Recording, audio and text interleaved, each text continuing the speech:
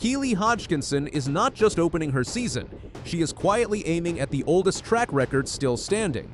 Rome will test her speed, Stockholm will test her 800, and London may test history itself. If she is right, the 800-meter world may not be ready. Keely Hodgkinson is about to enter the part of a season where every race becomes a clue. On June 4th, she opens outdoors with a 400 meters at the Rome Diamond League. 3 days later, she runs her first outdoor 800 of the year in Stockholm. Then, later this summer, London may become the place where she takes a serious look at the women's 800-meter world record. That record is 153.28. Jarmila Kratochvilova set it in Munich in 1983. It has stood for more than 40 years, longer than any other track world record. Many great 800-meter runners have tried to get near it. Most never touched the same air. That is why Keely's plan feels dangerous. She is not talking about a normal win. She is looking at a mark that has survived generations, rule changes, shoe changes, training changes, and every great athlete who came after it. The shocking part is that Keely now sounds like she believes it can fall. Starting with a 400 meter in Rome is not random. It is the first sign of what Keely is building. The 800-meter world record is not only about endurance, it is also about speed.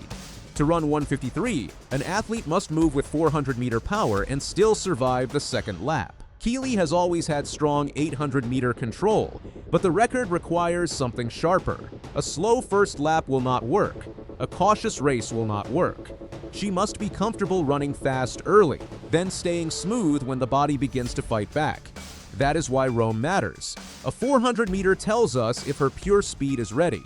It shows whether her legs can turn over fast enough before the 800-meter season fully opens.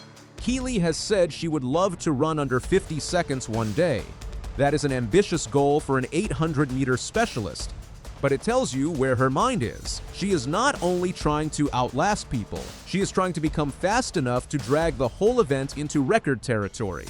After Rome, Stockholm gives the first real 800-meter answer. On June 7th, Keely returns to the Diamond League in the event she owns best. It is her first outdoor 800 of 2026, and fans will be watching for more than the win.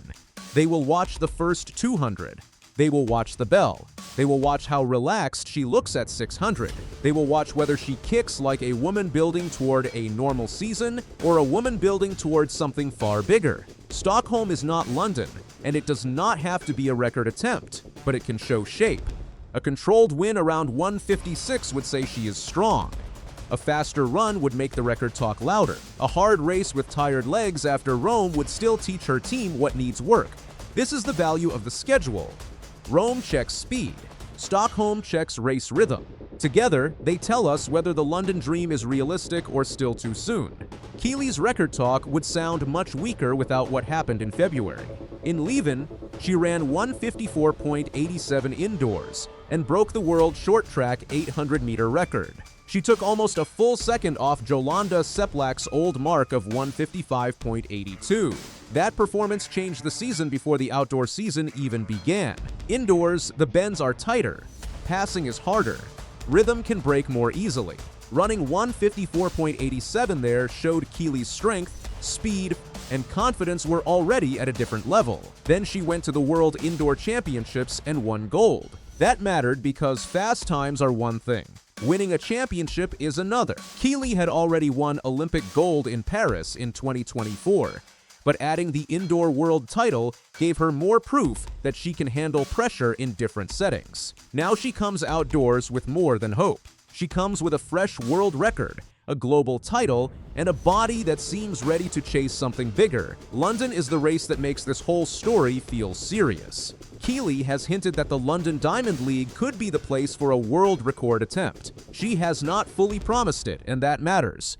She is leaving room for form, weather, pacing, health, and timing. But even hinting at it changes the season. London is not just another meet for her.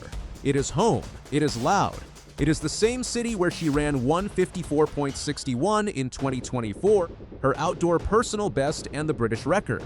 That time put her closer than almost anyone in history, but still 1.33 seconds away from 153.28. In the 800 meter, 1.33 seconds is a canyon. It is not a small lead. It is many meters. To break the record, everything must be right. The pacer must be brave. The first lap must be fast but not suicidal. Keely must hit 600 meters with enough left to keep form alive. That is why London feels like temptation and danger at the same time. A women's 800-meter world record attempt cannot be soft. The first lap likely has to be near 56 seconds or faster. If it is much slower, the second lap becomes almost impossible. If it is too fast, the final 150 meters can turn into survival. Keely's best weapon is control. She does not often look messy when the race gets hard. She can sit near the front, hold rhythm, and close with strength. But a world record asks for a different kind of race. It asks her to be brave before the pain arrives. That is where Rome and Stockholm connect to London. The 400 gives her speed confidence. The 800 gives her pace confidence. If both races point in the right direction, London becomes more than a dream. But the record will not care about confidence. It will only care whether Keely can run faster than any woman has run for 800 meters since 1983. The honest view is simple.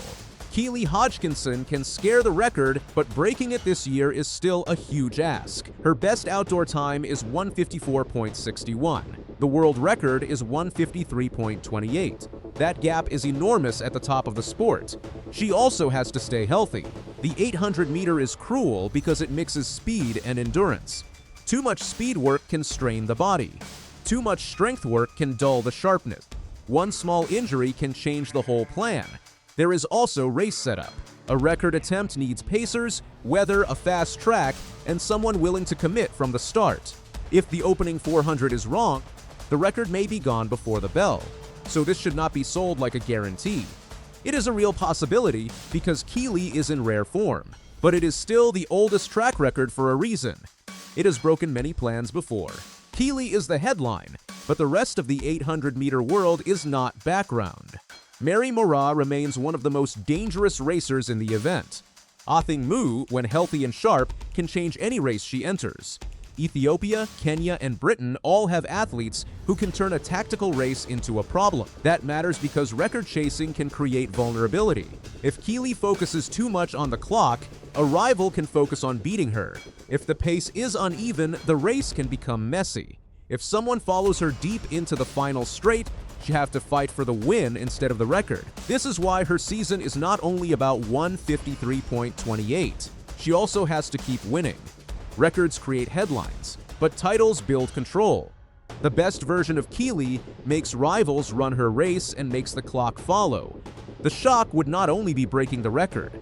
Even running deep into 153 would change everything. For decades, the record has felt almost frozen. A 153 would change her legacy instantly. She is already an Olympic champion and world indoor record holder, but the outdoor world record is a different kind of crown. It would turn the women's 800-meter from a race with an untouchable past into a race with a living present. Keely Hodgkinson is entering 2026 not as a hopeful, but as the woman most likely to threaten the oldest track record still standing.